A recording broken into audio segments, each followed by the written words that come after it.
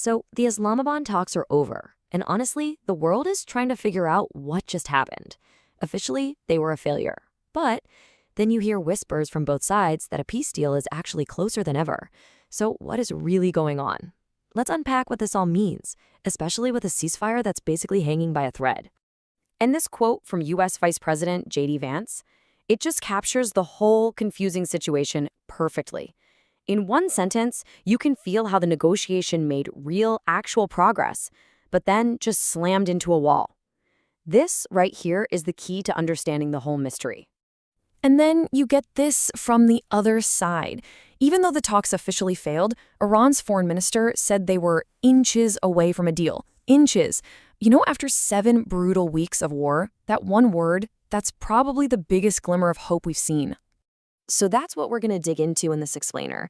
We're going to try to figure out what happened behind those closed doors, why the deal fell apart, what progress was actually made, and, most importantly, what these next 7 critical days could mean for all of us. And yet, there is a hard deadline. The current ceasefire is set to expire on April 21st. That's just 7 days from now. That ticking clock is putting an insane amount of pressure on everybody. Either they close those inches and finally make a deal, or this whole conflict could just light right back up again.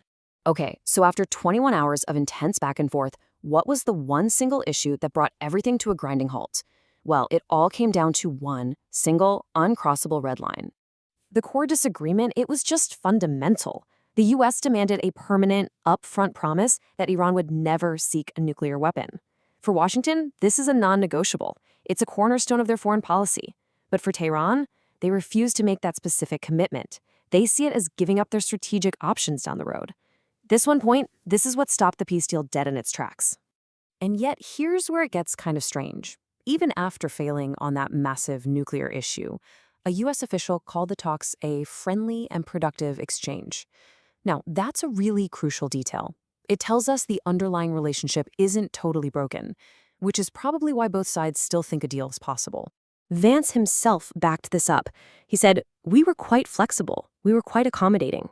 They had some good signs." What this tells you is that on all the other issues, outside of that one red line, they were actually making compromises. That flexibility is the reason we're hearing about inches, not miles, separating them. So, with the talks stalled, the U.S. is now shifting its strategy. We're moving away from pure diplomacy and into direct pressure.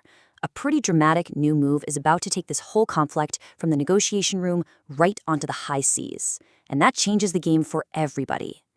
The Pentagon is now getting ready for a full naval blockade of Iran. And let's be clear, this is a massive escalation.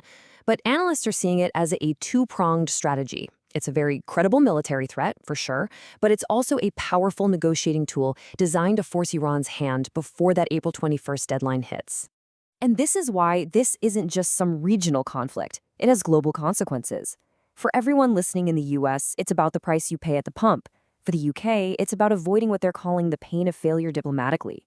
Canada and Australia are nervously watching oil prices, while Germany really needs regional peace to get its long-term energy supply stabilized.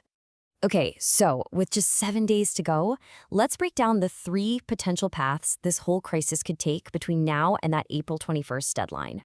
So, you've got 3 possible futures unfolding this week. The best-case scenario, which is now seen as genuinely possible, is a full deal. The war ends, oil prices drop. The most likely scenario, according to analysts, is they just extend the ceasefire, basically kick the can down the road while talks continue. And then there's the most dangerous path. The ceasefire collapses, the blockade begins, and the whole global economy feels the shock as oil prices just skyrocket. But diplomacy has not stopped. Not at all. Even right now, behind the scenes, you've got mediators from Pakistan, Egypt, and Turkey, and they're working around the clock, desperately trying to build a bridge across that final nuclear gap to get us to that best-case scenario. In the end, the U.S. position really comes down to this final message from JD Vance. He's making it crystal clear that a very, very good deal is on the table, but only if America's nuclear red line is met. As he puts it, the ball is in Iran's court. So let's just put it all together real quick. Number 1, the talks failed, but they left a lot of hope on the table. 2, a single nuclear red line is the final hurdle.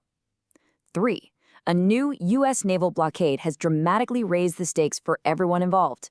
And 4, The entire world is now watching a 7-day countdown to April 21st. And that leaves us with the final, defining question. For the first time in weeks, peace seems genuinely possible. But so does a much wider, much more dangerous war. With the clock ticking, the world now just has to hold its breath and see which path gets chosen.